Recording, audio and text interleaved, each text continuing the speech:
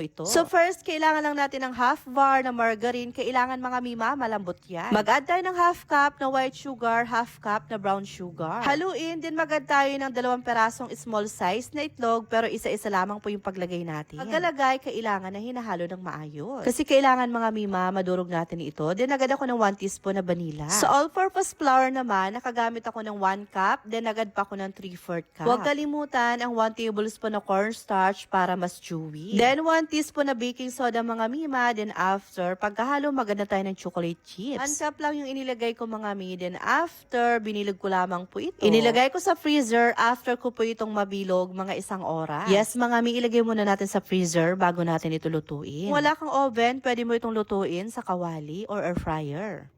Pangarap ko lang na makapagluto nito dati mga mima, pero tingnan nyo naman ang 1 tablespoon na cornstarch para mas chewy. Then 1 teaspoon na baking soda mga mima, then after, pagkahalo maganda tayo ng chocolate chips. 1 cup lang yung inilagay ko mga mi, then after, binilog ko lamang po ito. Inilagay ko sa freezer, after ko po itong mabilog mga 1 oras. Yes mga mi, ilagay muna natin sa freezer bago natin ito lutuin. Kung wala kang oven, pwede mo itong lutuin sa kawali or air fryer. Pangarap ko lang na makapagluto nito dati mga